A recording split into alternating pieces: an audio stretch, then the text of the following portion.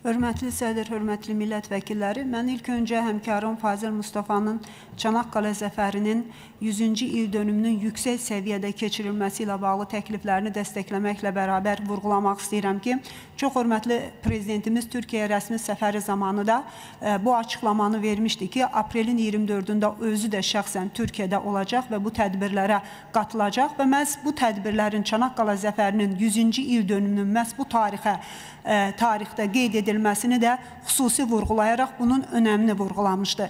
Yəni, Azərbaycan hər zaman olduğu kimi bu məsələdə də qardaş Türkiyənin yanındadır və Çanaqqale zəfəri bizim ümumi zəfərimizdir, ümumi qələbəmizdir və burada bizim 1000-dən artıq, hətta bəzi rəqəmlərə görə, bəzi araşdırmalara görə daha da böyük rəqəmdir ki, Azərbaycandan da insanlarımız gedərək Türkiyədə qardaşlarımızla, qardaş bacılarımızla bərabər bu mücadilədə mübarizə aparıb şəhid olmuşlar.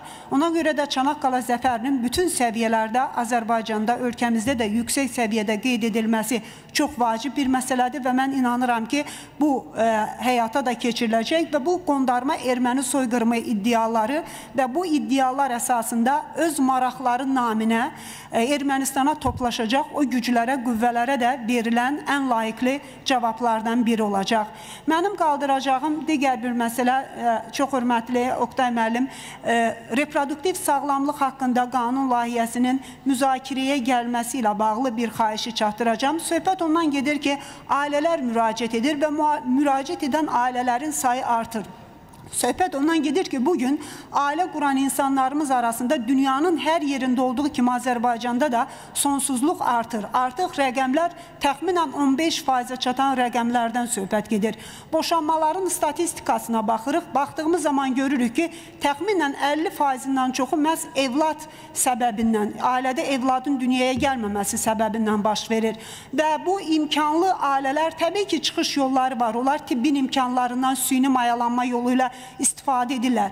Amma bunlar bahalı əməliyyatlar olduğuna görə imkanları orta və aşağı olanlar istifadə edə bilmir. Bunlar xahiş edir ki, reproduktiv sağlamlıq haqqında qanunda bu məsələ öz həllini tapmışdı, qanun layihəsində daha doğrusu ki, belə ailələrə 10 il müddətinə dünyanın bəzi ölkələrində olduğu kimi evladları olmazsa bir dəfə dövlət hesabına dəstəklə bu həyata keçirilə bilər. Ona görə onlar xahiş edirlər ki, digər məsələlər, o donorluq, surrogat ana, onları çıxararaq ən azı bu məsələ çox vacib bir məsələdir ki, bu qanun layihəsinin yaxın zamanlarda müzakirəyə çıxaraq və bu nə qədər insanlarımıza, ailələrimizə kömək edərdi. Həm boşanmaların sayı, həm evladlarda bu ağır problemlər yaradır. Evladın dünyaya gəlməməsi bunun həllinə dəstək olardı. Sağ olun.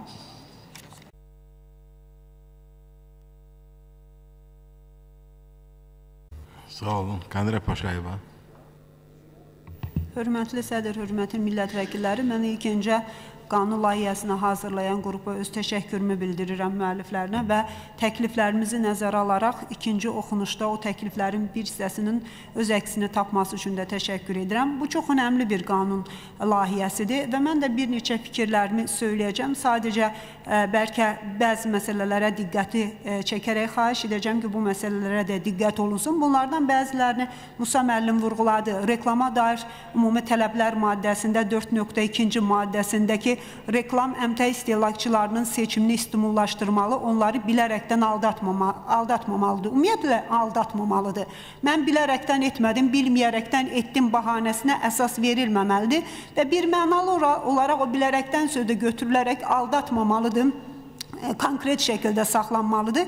İkincisi, mən belə hesab edirəm, 4.4-cü maddədə reklam dövlət əleyhinə yönələn açıq çağırışlara imkan verməməlidir. Burada da açıq və ya gizli fərqi yoxdur. Ümumiyyətlə, dövlət əleyhinə yönələn çağırışlara icazə verilmir şəklində. Bunu da bir mənalı şəkildə göstərməyimiz çox önəmli olardı. Digər bir vacib məsələ, mən xahiş edəcəm Vahid müəllimdən də və bizim həmkarlarımızdan bu gizli reklam məsələsinə çox ciddi önəm verək və dünyada da bu çox ciddi problemdir və bizdə də problemdir. Söhbət ondan gedir ki, reklamı qadağan olunan məhsulların çox gözəl şəkildə gizli reklam vasitəsilə əhaliyə verilməsi prosesi gedir. Dünyada da bundan çox ciddi mübarizə aparırlar. Hansı məhsullar ki, yasaqdır açıq reklamı, gizli reklamlar, filmlərdə, proqramlarda, məsələn, tütün tütün məhsulları yasaqdır, amma gəlin proqramlara baxaq ki, tütün məhsullarının gizli reklamı hansı şəkildə gedir.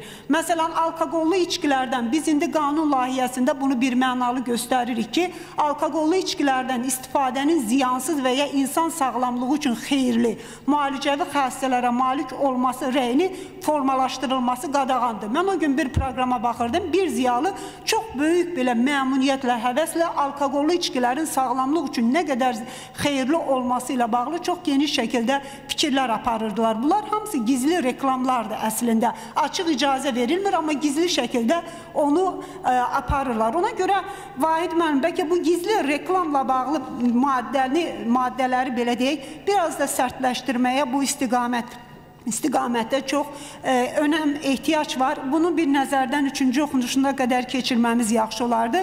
Digər bir məsələ, burada həmkarlarımdan bəziləri dedi, bu sosial reklamlarla bağlı məsələdir. Təbii ki, burada dövlət və ictimai yayımçılar tərəfindən ödənişsiz, özəl yayımçılar tərəfindən ödənişli əsaslarla yayımlanır məsələsində mən də istəyirəm buna bir baxılsın. Bəlkə də eyni olmamalıdır. Təbii ki, dövlət və ictimai yayımçıların məsuliyyəti var, dövlət büdcəsindən maliyyələşirlər.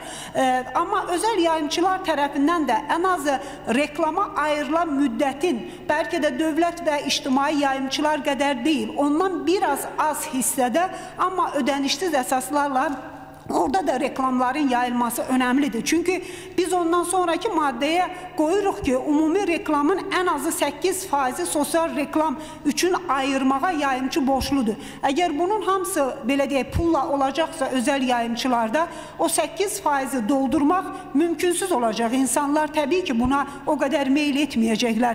Ona görə mən özəl yayımçıların da bəlkə bir hissə pulsuz yayımlanması məsələsinə də baxılmasına çağırardım. Digər bir məsələni vurğulamaq istəyərdim. Bu yetkinlik yaşına çatmayanlarla bağlı məsələlərin burada öz əksini tapması çox önəmlidir. Amma bir məsələ var, vaxtımın azlığına görə bunu deyirəm.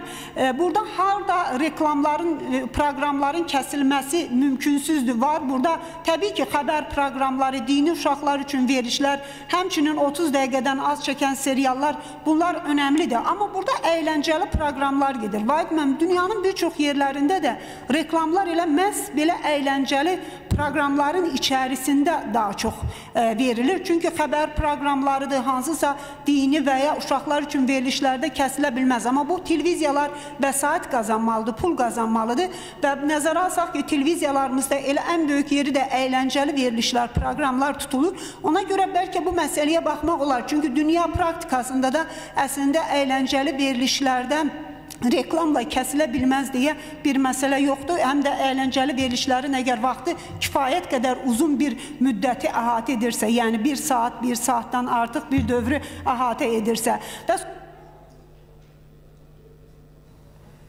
Sağ olun.